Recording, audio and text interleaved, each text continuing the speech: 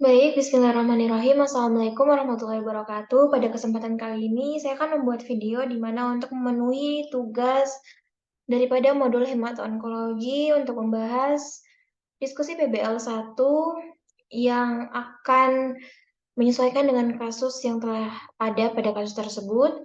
Di mana di sini pertama saya akan membahas mengenai definisi dan juga etiologinya.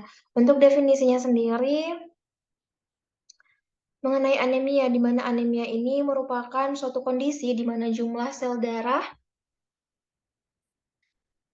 merah atau konsentrasi daripada hemoglobin di dalamnya ini lebih rendah dari biasanya. Nah, hemoglobin ini diperlukan untuk membawa oksigen dan jika Anda memiliki sel darah merah yang terlalu sedikit atau abnormal atau tidak cukup hemoglobinnya, maka akan terjadi penurunan kapasitas darah untuk membawa oksigen ke jaringan tubuh. Nah, hal ini menyebabkan gejala seperti kelelahan, kelemahan, pusing, dan juga sesak nafas, dan lain-lain. Untuk etiologinya sendiri, di sini kita akan bahas menurut WHO penyebab paling umum dari anemia ini termasuk kekurangan nutrisi. Kekurangan nutrisi terutama kekurangan zat besi meskipun kekurangan folat, vitamin B12 dan juga vitamin A, maka hal tersebut merupakan penyebab penting di mana hemoglobinopati dan penyakit menular seperti malaria, tuberkulosis, HIV dan juga infeksi parasit.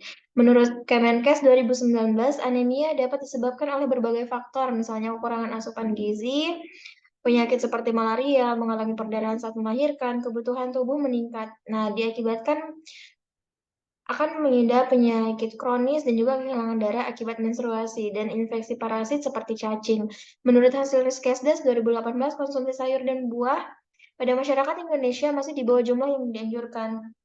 Dapat disimpulkan bahwasannya masyarakat Indonesia ini masih sangat kurang dalam mengkonsumsi sayuran dan juga buah-buahan.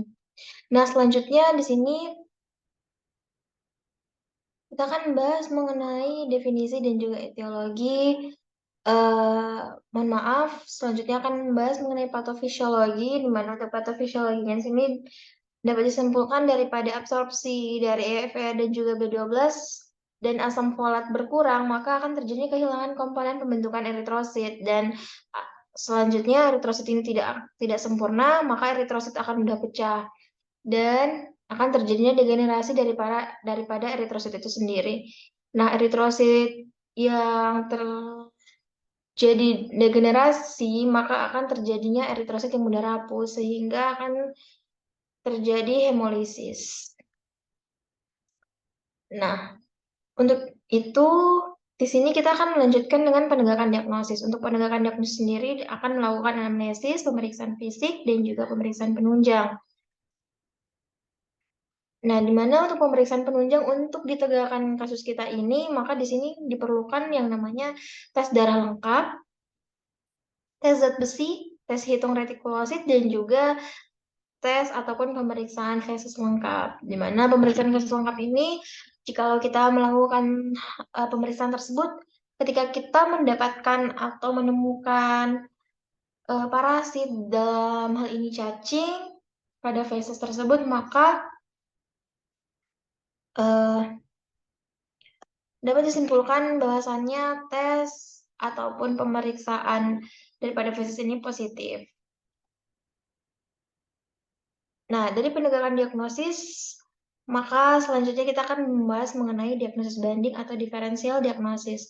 Nah, untuk diagnosis bandingnya di sini terdapat anemia defisiensi besi, anemia pada penyakit kronis, anemia sideroblastik, thalassemia alfa, thalassemia beta, dan juga keracunan timbal atau lead poisoning.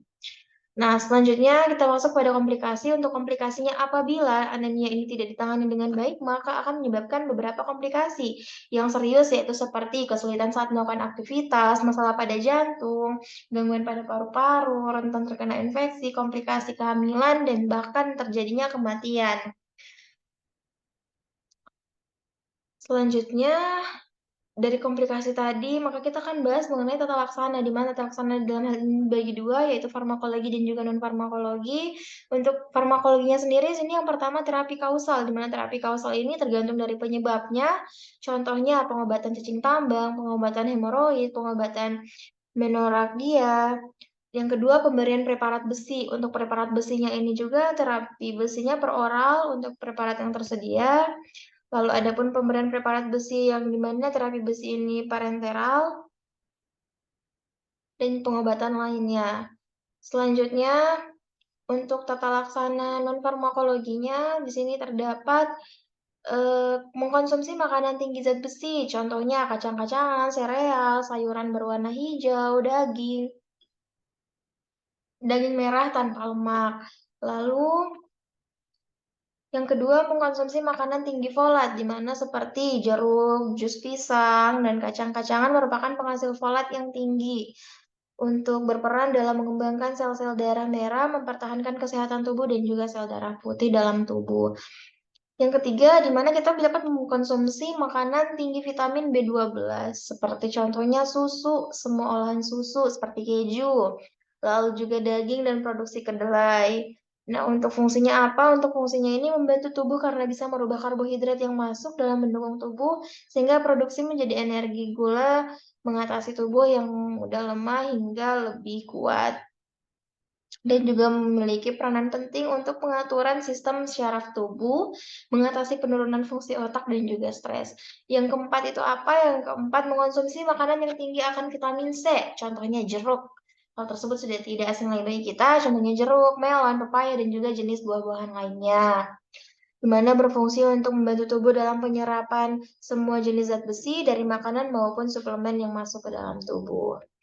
Nah, yang kelima, batasi minum kopi dan juga teh. Kenapa? Karena ketika mengkonsumsi kopi dan teh ini mengandung kafein, di mana kafein ini bisa membuat pergerakan sel dalam tubuh dalam hal menyerap zat besi akan menjadi sangat lambat atau sulit. Yang keenam, perilaku hidup sehat. Contohnya rajin mencuci tangan dan juga menggunakan alas kaki, menghindari keracunan. Lalu jika Anda mengonsumsi suplemen dan juga batasi asupan alkohol, penyalahgunaan alkohol dapat menyebabkan anemia sideroblastik. Nah, selanjutnya daripada tata laksana farmakologi dan juga non farmakologi, di sini kita akan membahas mengenai prognosis, di mana prognosis pada kasus kita ini dapat disimpulkan bahwasannya untuk ad vitam atau tanda-tanda vitalnya bonang atau dapat membaik, lalu ad functionamnya dapat dikatakan membaik juga untuk fungsi daripada tubuh pada kasus kita ini, dan juga sanationam dapat dikatakan baik ataupun kesembuhannya dapat diprognosis dengan baik. Mungkin itu saja penyampaian dan juga pemaparan singkat dari saya, kurang lebihnya saya mohon maaf. Selamat malam dan Assalamualaikum warahmatullahi wabarakatuh.